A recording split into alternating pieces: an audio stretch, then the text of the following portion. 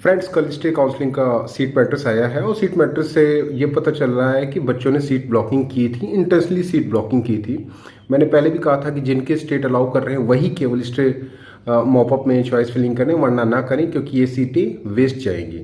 अब आप मॉपअप में जिस बच्चे को नंबर 1 पोजीशन पे था, जिसको यूसीएमएस अलॉट हुआ था, उसने भी सीटें नहीं ली।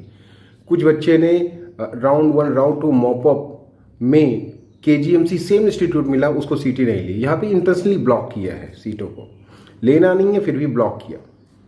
ऐसे भी बच्चे हैं जिन्होंने केवल ब्लॉकिंग के लिए, अब उनका क्या यहाँ पे है मुझे नहीं पता। इसी तरह से डीयूआईपी कोटा के बच्चों को भी यहाँ पे अगर आप देखेंगे तो लगभग सभी इंस्टीट्यूट में आपको सीटें मिल जाएंगी। उसका कारण क्या है कि यहाँ पर उन्होंने सीटें मॉपअप में तो ले ली, लेकिन फिर उन्होंने बीएसए से स्विच करके उन इंस्टीट्यूट को नहीं लिया, इसलिए वो सीटें वैकेंट हो गई। अब ये सीटें फिर स्टे काउंसलिंग में जाएंगी, फिर वहाँ पे कोई लेगा डीयूआईपी कोटा वाला बच्चा ऑलरेडी, क्योंकि डीयूआईपी कोटा वाले बच्चे बहुत सारे भी रजिस्टर्ड किए होंगे मॉपअप में, और इस टाइम उनकी चॉइसेस फिलिंग जाएंगी, फिर उनको वो सीट मिलेगी, फिर वो नहीं ले पाएंगे, फिर वो आगे बढ़ आएगी। क्या होगा स्टे वैकेंसी राउंड के बाद, क्या नेक्स्ट राउंड होगा, ये तो देखने की बात है। लेकिन इतना तो श्योर है कि स्टे वैकेंसी राउंड के बाद सीटें रिवर्ट नहीं होंगी as per supreme court order.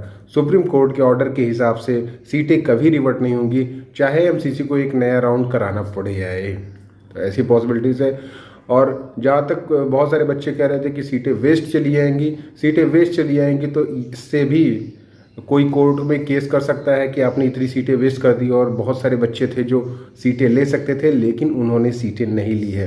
तो एमसीसी ये भी नहीं कर सकता है कि जो भी सीटें स्टे काउंसलिंग में वैकेंट हो उनको वेस्ट कर दे, ऐसा भी नहीं होगा।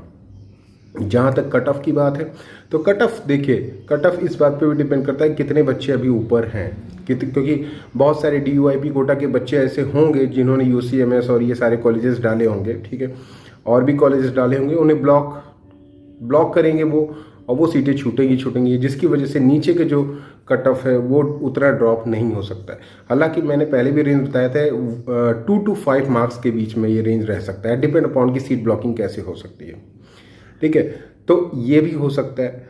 और साउथ के कॉलेजेस की सीटें उतनी ज़्यादा नहीं वैकेंट है कंपेयर टू नॉर्थ के कॉलेजेस सीटें। मींस जो बच्चों ने लोएस्ट स्कोर पे सीटें ली हुई है उसमें साउथ के कॉलेजेस को उन्होंने ज्वाइन किया है, बाकी बच्चों ने सीटों को लेके छोड़ दिया है, क्योंकि या तो उनको अदर स्टेट मीन्स अपने ही स्टेट में अच्छी सीटें मिल गई।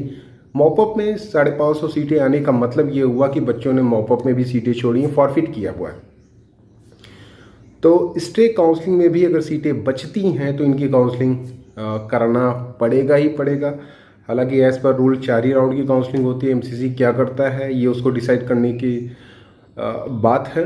और जहाँ तक सीट ब्लॉकिंग की बात है, तो अगर एमसीसी ने कोई स्टेप नहीं लिया होगा अभी तक कि उन बच्चों को वो छोड़े, तो फिर ये सीट ब्लॉकिंग फिर से होगी और फिर से सीटें वैकेंट होंगी स्टे काउंसलिंग में।